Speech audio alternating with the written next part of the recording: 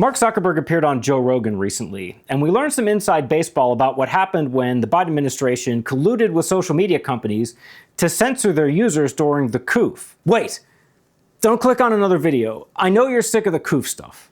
I am too, and that's not what this is about. Stick with me, because I'm gonna condense about 6 hours of interviews with multiple important marks. And from that, we're gonna learn a lot about how big business and big government actually function.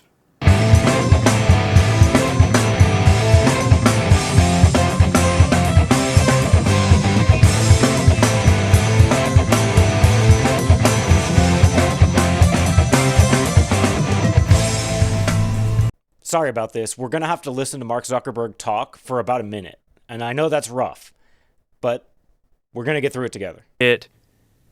The most extreme, I'd say, was during the Biden administration when they were trying to roll out the vaccine program. They also tried to censor anyone who was basically arguing against it. And they pushed us super hard to take down things that were true. You know, anything that says that vaccines might have side effects, you basically need to take down. They also tried to censor anyone who was basically arguing against it. And they pushed us super hard to take down things that were true. They wanted us to take down this meme of Leonardo DiCaprio looking at a TV. We just said, no, we're not going to take down humor and satire. We're not going to take down things that are true.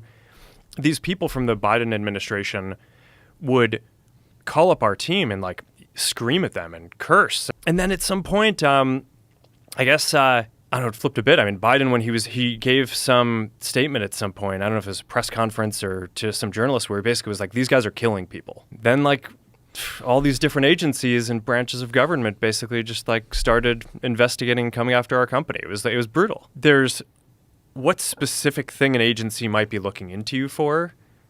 And then there's the underlying political motivation, which is why do the people who are running this thing hate you? And I think that those can often be two very different things. So, and we had organizations that were looking into us that were not really involved with social media. I think the CFPB, this financial, I don't even know what it stands for. It's the financial organization that Elizabeth Warren had set up. Oh, great. And it's basically, we're not a banky party in the government. There's just sort of, I don't know how this stuff works. I mean, I've never been in government. I don't know if it's a directive or it's just a quiet consensus that we don't like these guys. They're not doing what we want. We're going to punish them.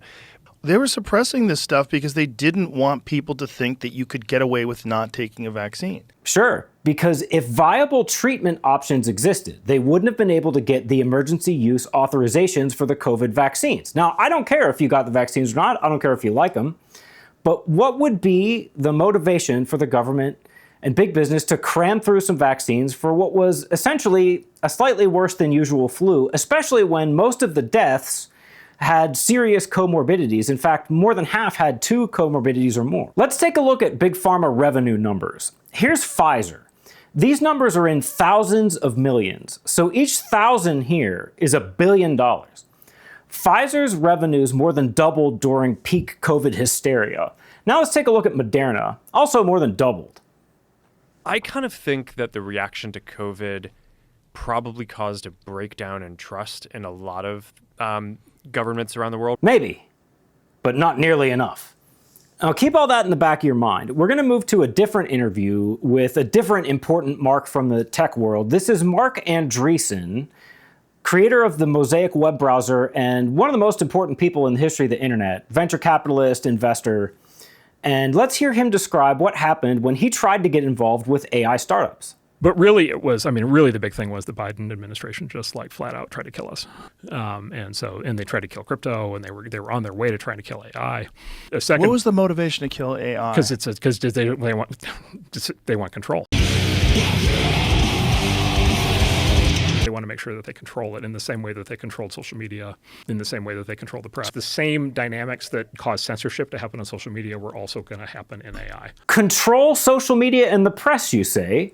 How? So it's a concept called regulatory capture. You just want a small number of companies that do AI because you want to be able to put them in a headlock and control them. So you basically want to have a government, you want to bless a small set of large companies with a cartel and set up a regulatory structure where those companies are intertwined with the government, and then you want to prevent startups from being able to enter that cartel. Suppose you're a big bank. Suppose you're Jamie Dimon, you run JP Morgan Chase. Like, you can go to the government, you can basically say, okay, we would like to propose basically a trade, which is we would like the government to put up a wall of regulation.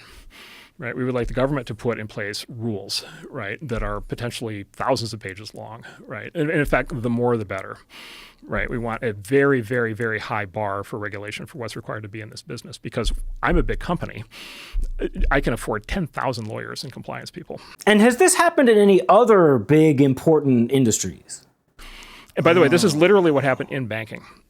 After the financial crisis, we had this problem called the too big to fail banks, right? The banks were too big. And so there was this legislation called Dodd-Frank, which was regulatory reform for banking, which was going to fix the too big to fail banking problem. They implemented that in 2011. I call that the Big Bank Protection Act of 2011. It was marketed as it was going to solve the problem of the too big to fail banks. What it actually did was it made them much larger. So those banks are those too big to fail banks, the same ones we bailed out, are now much larger than they were before. The banking industry has concentrated into those banks. All the mid-sized banks are being shaken out, and they're periodically they'll go under. And then since Dodd-Frank, the number of new banks created in the United States has dropped to zero. Whoa. And so the banking system is being centralized basically into 10 big banks. They've had companies that have tried to start new banks, and it's essentially impossible because you have to comply with the wall of regulation. When power wants control over an important industry like the media, big tech, banking, agriculture, or arms manufacturing, the government collaborates with big business entities, and regulations, corrupt investigations, and lawfare are used to shut down competitors and prevent the formation of startups that might operate independently. If they can't find a company to do what they want, they'll make one. Do a quick Google search for In-Q-Tel, the CIA's venture capital firm that invests in technologies that the CIA wants or needs. They're responsible for the emergence of our good old friends at Google, who, as far as we know, didn't attempt to push back on the censorship the way that Facebook is claiming to have done. Not that I'm ready to buy this Mark Zuckerberg redemption arc. I think part of what's going on is that power realizes they pushed people too far, and they're rolling back or delaying some of the most egregious elements of their agenda to take the wind out of the sails of political dissidents and let the zeitgeist calm down a bit. I suspect they want military recruitment numbers back up in case they get their war with Iran, too. Big business entities lobby the government, donate to politicians, and use philanthropic facades and NGOs to pilot the real power structure, a vast, globalist, mercantilist, bellicose, hegemonic empire. If you don't like it, prepare to be censored on social media, pilloried in the mainstream media, and potentially even fired and debanked. Subscribe if you want to learn more about Operation Choke Point and debanking. I'm going to make a video about that pretty soon. But this is why the government doesn't seem to give a damn about you, why it's not responsive to the wants and needs of voters, and why the same things seem to just happen over and over again, no matter who gets elected. Elections are not the most important thing that happens in steering the ship of state. The truth is much darker. Well, it's a harsh world out there, my friends, so please, keep thinking. Bye-bye.